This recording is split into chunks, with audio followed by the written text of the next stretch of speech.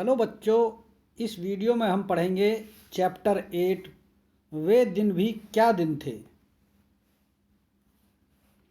घटना महत्वपूर्ण थी, वरना कुम्मी अपनी डायरी में उसे क्यों लिखती। अपनी डायरी में उसने 17 मई सन 2155 की रात को लिखा, आज रोहित को सचमुच की एक पुस्तक मिली है। वह पुस्तक बहुत पुरानी थी। कुम्मी के दादा ने बताया था कि जब वे बहुत छोटे थे तब उनके दादा ने कहा था कि उनके ज़माने में सारी कहानियाँ कागज़ पर छपती थीं और पढ़ी जाती थीं। पुस्तकों में पृष्ठ होते थे जिन पर कहानियाँ छपी होती थीं और हर पृष्ठ पढ़ने के पश्चात दूसरा पृष्ठ पलटकर आगे पढ़ना होता था। सारे शब्द स्थिर होते थे, चलते नहीं थे जैसे आजकल पर्दे पर चलते हैं।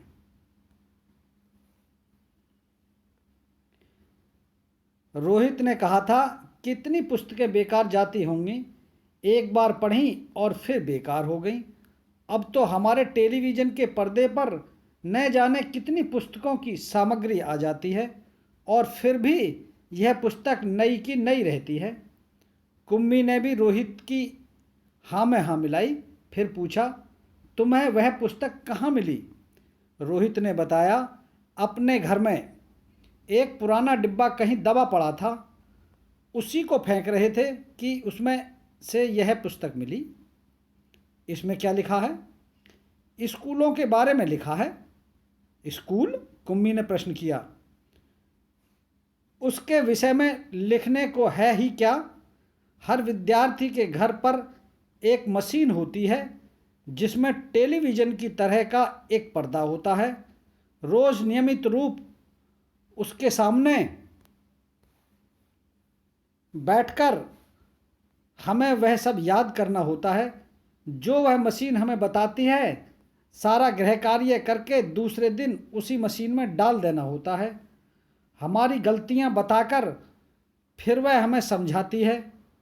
एक विषय पूरा होने पर वही मशीन हमारी परीक्षा लेकर हमें आगे पढ़ाना आरंभ कर देती है। कहते कहते कुम्भी थक गई थी। अंत में बोली, कितना उबाऊ होता है ये सारा स्कूल का काम। रोहित मुस्कुराते हुए उसकी बातें सुन रहा था।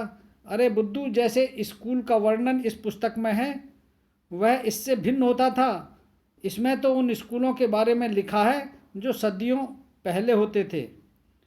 कुम्मी के मन में कुछ उत्सुकता जगी। बोली, फिर भी उनके यहाँ मशीन के बने अध्यापक तो होते ही होंगे।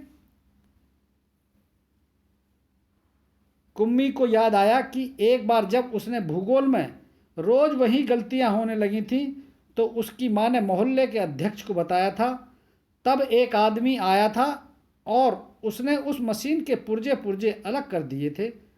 तब उसने मन ही मन यह मनाया था कि वह आदमी इस बोर करने वाले अध्यापक को पुनः जोड़ न पाए तो उसे हमेशा के लिए छुट्टी मिल जाए।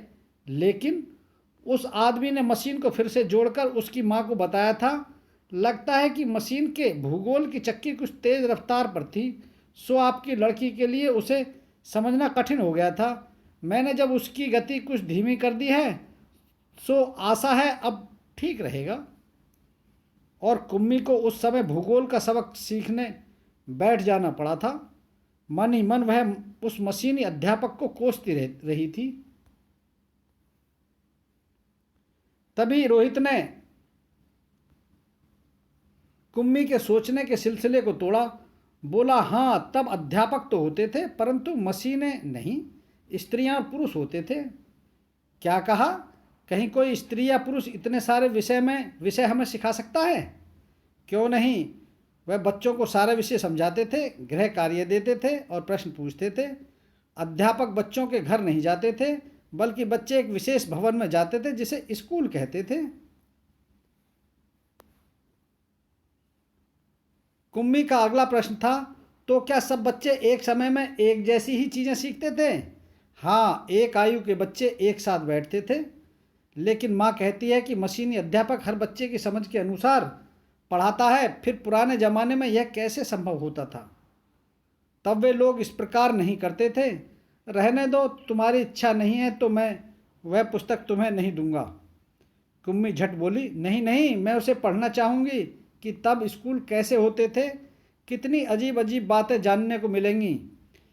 इतने में अंदर से माँ की आवाज़ सुनकर कुम्मी बोली, लगता है सबक का समय हो गया है। रोहित भी उठा और अपने घर की ओर चला गया। कुम्मी अपने घर की ओर चली गई। अंदर मशीन आगे का सबक देने को तैयार थी। मशीन से आवाज़ आनी आरंभ हो गई, सबसे पहले आज तुम्हें गणित सीखना है, कल का होमवर्क छेद में डालो। कुम्मी ने वैसा ही किया। वह सोच रही थी कि कितने अच्छे होते होंगे वे पुराने स्कूल, जहाँ एक ही आयु के सारे बच्चे हंसते खेलते कूदते स्कूल जाते होंगे और पढ़ाने वाले पुरुष और स्त्रियाँ होते होंगे। इतने में मशीन से स्वर आना आरंभ हो गया था और पर्दे पर चलते हुए अक्षर एवं अंक आने शुरू हो गए थे। और कुम्मी सोच रही थी कि तब स्कूल जाने में कितना आनंद आता होगा, कितने खुश रहते होंगे सारे बच्चे।